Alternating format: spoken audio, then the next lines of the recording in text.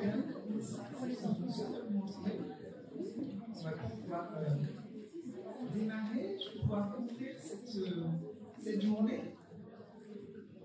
Nous sommes heureux d'accueillir aujourd'hui cette journée enfance et inclusion à destination des professionnels, périscolaires et extrascolaires, pleinement convaincus de l'importance d'être accompagnés et soutenus dans cette démarche d'accueil.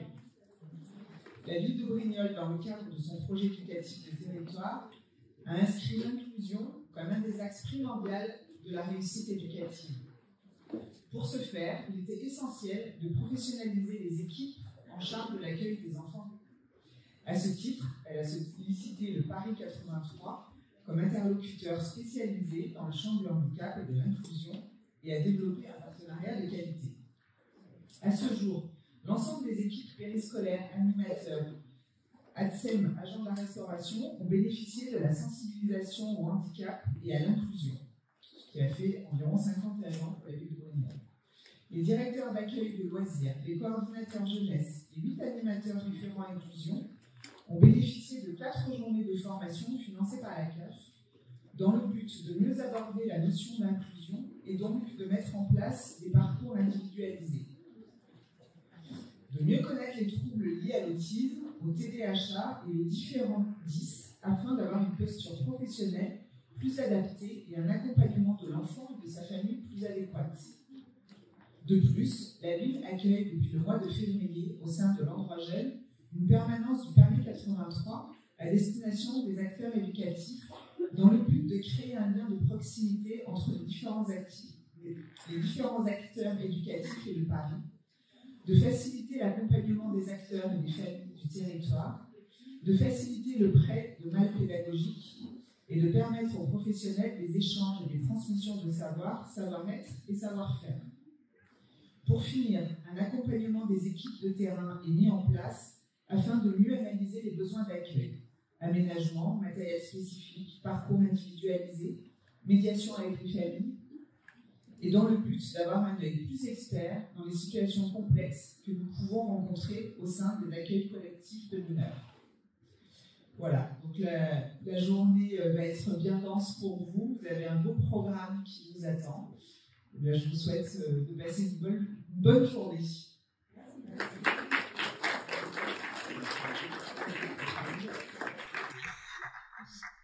Merci beaucoup. Pour poursuivre sur cette belle introduction, pour commencer, un petit point rapide quand même sur le Paris 83, même si on commence à être bien reconnu, on est une structure qui est issue d'un groupement pluriassociatif de 12 associations du champ du handicap, du champ de l'éducation populaire, du sport et de la santé, avec comme financeurs l'ARS, la MSA, le département via la MDPH et la CAF du Var. Notre objectif, je vais le prendre à la main, ça sera plus simple, je suis désolé. Hop, merci. Donc notre objectif, c'est vraiment de promouvoir, de faciliter, de généraliser l'inclusion des 0-20 ans en situation de handicap sur les structures de droit commun et dans la vie quotidienne. Les centres de loisirs, et aujourd'hui c'est un peu notre public cible sur ce jour, la petite enfance et la jeunesse. Nous avons donc différentes actions que nous mettons en place. Certains d'entre vous ont déjà participé, ont eu l'occasion de les voir et en action. Les actions de sensibilisation, d'observation, d'analyse de pratique, de médiation, un petit volet sur la formation, j'y reviendrai après, et le prêt de ressources matérielles. Au niveau de nos sensibilisations, c'est vraiment l'objectif de sensibiliser à l'accueil d'enfants en situation de handicap, d'informer sur les différentes typologies du handicap et de présenter un échantillon d'activités adaptées et d'aménagements raisonnables. N'hésitez pas à m'interrompre, à poser des questions. On a aussi un micro comme sans fil qui peut tourner dans la salle. L'analyse des besoins et de la prévention des ruptures. Donc, Marie, Sylvie, vos référentes de territoire, viennent observer sur le terrain, viennent évaluer avec vous comment améliorer l'inclusion d'un cas individuel. Pour ça, on établit des préconisations avec des dossiers de renseignement qu'on a fait valider auprès de la MDPH et d'autres acteurs du médico-social. Et ensuite, on vous remet un livret avec les différentes préconisations qui vous sont associées. L'analyse de situation problématique, on peut entendre ça comme de l'analyse de pratique. À l'inverse de l'analyse de pratique qui va être sur une durée, qui va avoir lieu régulièrement, une fois par mois, pendant toute l'année, l'analyse de situation problématique, elle va intervenir seulement à un moment où vous avez un besoin, une situation complexe, difficile, qui a été complexe à accueillir en tant que professionnel. Aujourd'hui, on a des professionnels, des animateurs, des AESH, des directeurs de centres de loisirs qui ne sont pas forcément formés ou en tout cas qui n'ont pas les connaissances sur le milieu du handicap. Les situations qu'on peut vivre dans nos métiers sont complexes et peuvent avoir un impact sur notre vie personnelle et sur l'organisation qu'on a de nos pratiques et de notre cohésion avec l'équipe. C'est à ce moment-là qu'on intervient, où on peut vous aider, vous accompagner, être un lieu de tiers, où on vient déposer, où vous venez déposer les difficultés, on essaie d'en ressortir avec des idées. N'hésitez pas à nous appeler, on essaie d'intervenir vraiment sur 1 à 2 semaines, parce que c'est des cas qui sont souvent le plus urgents. Et des temps de médiation. À l'heure actuelle, les attentes des familles et le terrain, la vie professionnelle, les centres de loisirs, etc., les attentes ne sont pas forcément les mêmes. L'objectif est le même, c'est l'accueil de l'enfant, mais il faut savoir faire des fois des concessions à droite, à gauche. Il faut savoir aussi également un peu apprendre que l'inclusion, c'est aussi obligatoire et réglementé.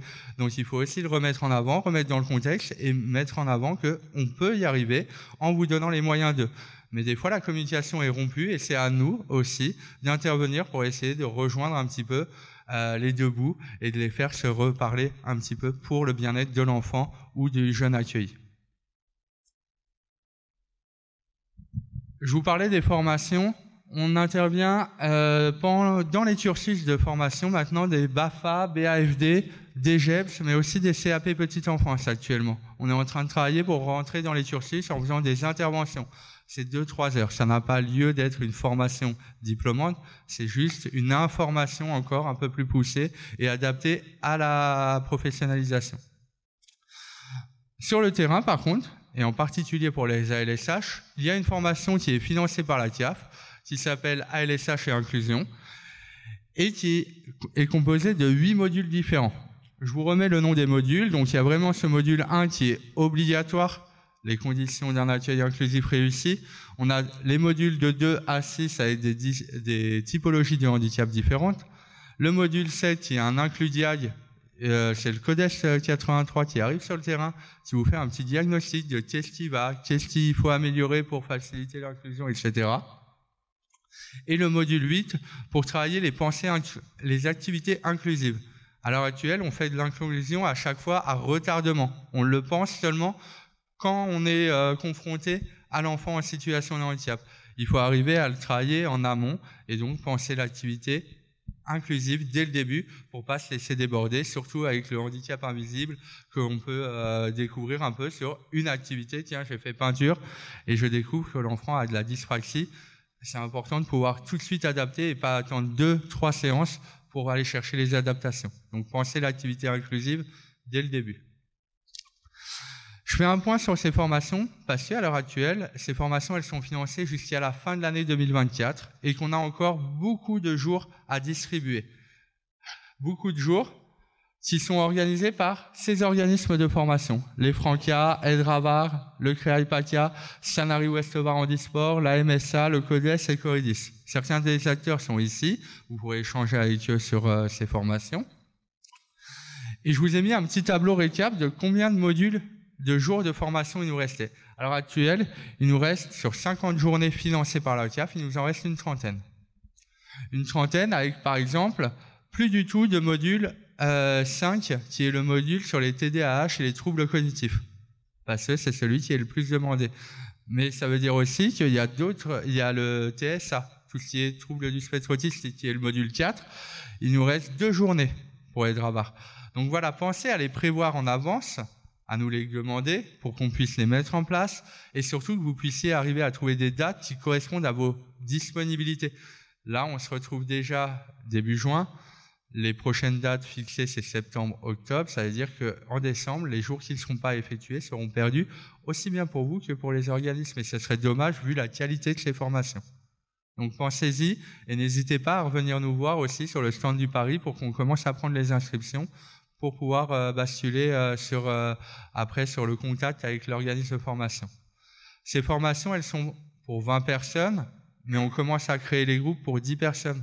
Donc ne vous inquiétez pas, si vous avez 10 personnes, vous pouvez choisir la date, le lieu, et nous, après, on complétera avec tous les besoins qu'il y a sur le territoire. Il y a assez de communes comme ça et assez de besoins pour pouvoir remplir les groupes. Voilà.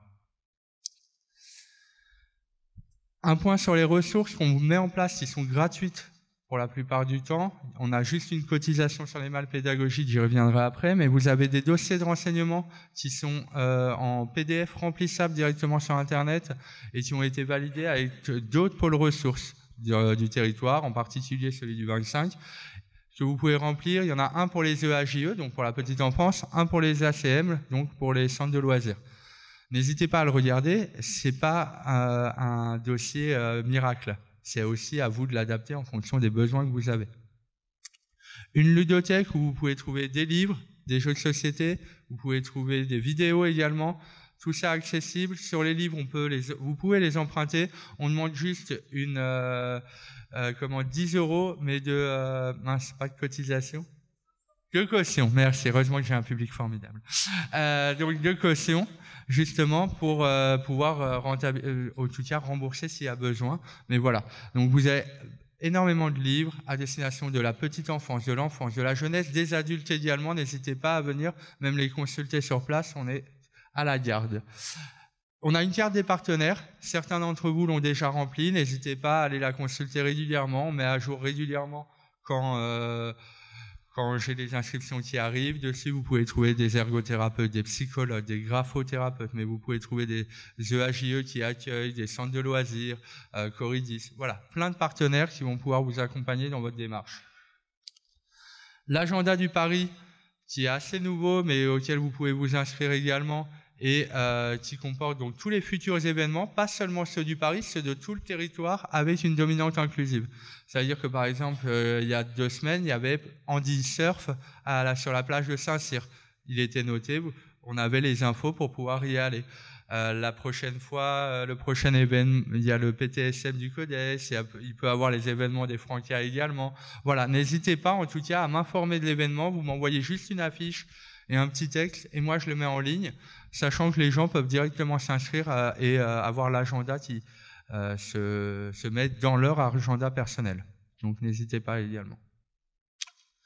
Les événements, ça rejoint un peu les agendas, mais c'est surtout un onglet particulier. Aujourd'hui, toutes les interventions vont être filmées et remises en ligne après pour les personnes qui n'ont pas pu y assister. C'était déjà le cas sur la petite enfance, ça sera le cas sur cet événement-là, donc n'hésitez pas à aller voir.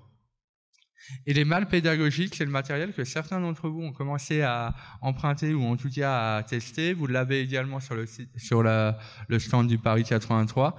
On a 8 malles pédagogiques, l'alimentation, l'art plastique, le sport, les émotions, les jeux de société, les espaces sensoriels, les activités d'éveil sensoriel et l'éveil moteur. Ces 8 malles, vous pouvez les emprunter pour une durée de 1 mois et on demande une cotisation annuelle de 50 € pour les malles. C'est pas pour une malle, c'est 50 € de cotisation pour pouvoir combler l'usure de la malle à chaque fois sur le matériel. Et c'est une cotisation par structure.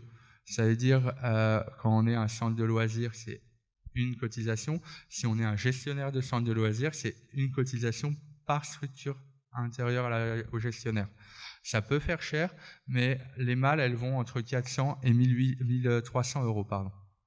Donc c'est vrai que quand on vous demande 50 € pour pouvoir combler l'usure, ça s'équilibre plutôt pas mal. Donc voilà, il y a une convention de prêt unique.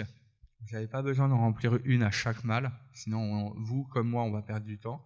Donc c'est une convention de prêt unique et on vous dépose la malle, on vous forme à l'utilisation de la malle et on demande juste à ce que vous la rameniez. Voilà.